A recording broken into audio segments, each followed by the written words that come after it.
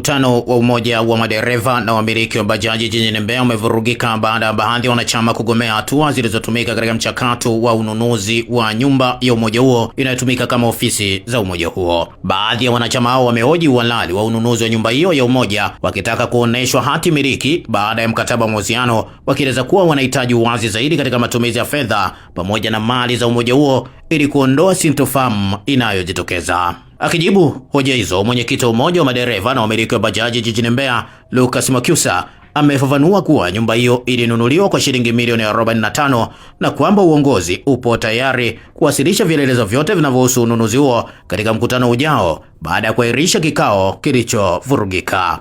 Hii ni taarifa kutoka Mbeya. Mimi ni Anthony Komba. Naitwa Ali Khan, ni afisa usafirishaji jiji la Mbeya. Ndio. Kwa upande wangu mimi naweza nikasema viongozi wetu wa bajaji wanatukosea sana kwa upande wangu mimi. Maana inapoonekana wanashindwa kututajia bajeti ya matumizi ya fedha na nyumba aliyonunua hiyo. Maana kipindi cha nyuma pale alikuja mbunge wetu Tulia Ackson Mwansasu. Ikaonekana kwamba nyumba imenunuliwa kwa gharama iliyotumika ni shilingi milioni 75. Umeona? Lakini leo hii inakuja katika hati katika sio hati, ni mkataba wanaodai wao. Sisi tunachotaka ni hati ya nyumba, ila wao wanadai kwamba ni mkataba ambao una thamani ya shilingi milioni 45. Umeona? Kwa upande wetu sisi ndio maana naona kwa upande wetu sisi tumegota upande. Walioko ndani ndo wako ndani, sisi tupo nje. Yaani tuna discuss hili swala kwamba viongozi wetu hawatutendei haki. Umeona? Maana kama ilikuwa ni hati, ilibidi watuonyeshe, aende mwanachama angalie kama ni hati sahihi iliyoandikwa umumu member chama cha bajaji jiji la Mbeya. Umeona? Lakini haipo hiyo hati, inaambia ni maelezo yenye kurasa 16. Umeona? Sasa maelezo yenye kurasa 16 inatusaidia nini? Wakati tumeambiwa kuna hati ya leo, tunakuja kwenye hati na matumizi na mapato na matumizi ya fedha ambazo tulikuwa tunatumia katika miaka aliyoshika kiongozi wetu. Umeona? Hakuna atayeamini. Maana miezi mitano ile tumekusanya ile fedha. Mpaka sasa hivi haieleweki tupo upande gani. Umeona? Tupo upande gani mpaka sasa hivi? Ile fedha imeenda wapi? Milioni 75. Tuliambiwa milioni 75, leo 45 ndio imeleta hati. Umeona? Hiyo imetuletea ni changamoto, mkanganyiko. Walioko ndani ndio maana unaona asilimia nyingi vijana wanaojitambua wako nje. Ndani waliopo ni watoto. Umeona? Hawezi kuzungumza kitu cha msingi. Maana wenyewe hawajui ya kesho. Ukiangalia hata matukio yanayofanyika haya ya kubembea, si kukaa kwenye mabomba, sio sisi watu wazima, ni wao. Umeona? Na ndio maana hiyo wao wameifurahia kwa upande mwingine. Tunataka tukasema wameifurahia. Maana wanajua ndio matukio wanayoyafanya. Ila watu wazima ukiangalia asilimia nyingi tupo nje hapa. Tumeshindwa kukaa kuendelea na kikao, maana masuala yanayozungumzwa hayatusaidii wala hayatujengi. Shida yetu ni kwamba tumekuwa na changamoto kwenye hivi vyama, hizi taasisi zetu, kumekuwa na janja nyingi sana. Kama ulivyoweza kuona pale nyaraka, kwanza kipindi cha nyuma tulikuwa tujapatiwa nyaraka za jengo. Unaona, walikuwa wanatuambia kwa mdomo, na sisi kama madereva tumechangia 1000 tumechangia ndani ya miezi mitano. Kila siku tulikuwa tunatoa 1000 ambao ukipiga hesabu madereva tupo zaidi ya 5000. Ni hela nyingi sana. Kwa hiyo tulivyokuwa tunajitahidi kufuatilia hizo nyaraka walikuwa wanapiga chenga. Lakini leo wameleta nyaraka, lakini sisi kama madereva bado hatujajiridhisha juu ya hizo nyaraka kwamba ni za kweli au zina janja. Lakini wametuambia watatupatia angalau kopia nakala kila mmoja kwa dereva. Labda pengine tukiziona zitakuwa labda na ukweli ndani yake.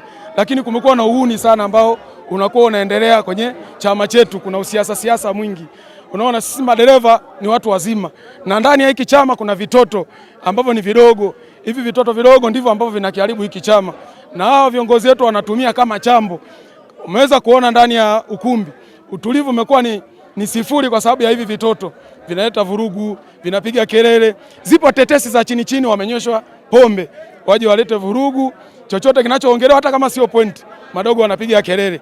Kwa sisi kama watu wazima ambao tuko ndani ya hiki chama hatuoni matumaini yoyote au ukweli wowote yale ambao wanakuwa wanatokea kutokana na hizo janja kutumia siasa fulani hivi ambao sisi kama watu wazima hatupendi. Tunatoa ada zetu, tunataka tuone ununuzi wa jengo unafanyika vile ambavyo unatakiwa. Hiyo hati miliki tuione ya kweli, hamna siri yoyote kwenye hati, kwa sababu sisi ndo tuliotoa michango. Lile jengo ni la kwetu, kama sisi tumelinunua. Limeweza kuzungumzwa jambo linalohusu ununuzi wa nyumba. Limeweza kuzungumzwa jambo ambalo kimsingi linahusu ununuzi wa nyumba, na hoja hizo zimeambatana kwa kuweza kunukuu baadhi ya risala ambayo kimsingi iliweza kuwasilishwa siku ya ununuzi wa nyumba hiyo. Lakini pia limeweza kuzungumzwa jambo la hati. Ili nyumba yoyote uweze kuijua kama nyumba yako, lazima una hati.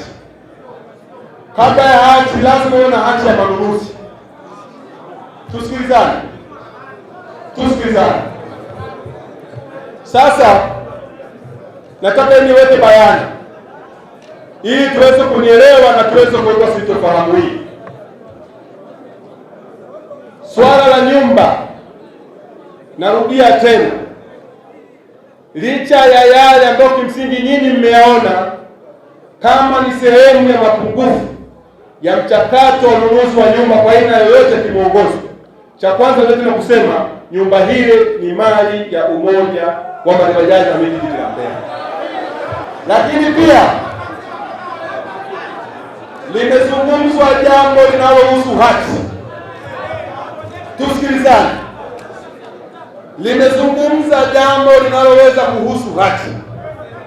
Nataka niwaambie kwa mujibu, kwa sababu pia watu wa kisheria haya mambo wanayafahamu, inawezekana wengine mko miongoni mwenu hapa. Kwa nafasi gani? Cha kwanza, safari ya kwanza itakayokupa certificate ya wewe kama mnunuzi wa kitu chochote ni pamoja na kuwa na mkataba wa kisheria wa manunuzi. Lakini la pili, tusikilizane.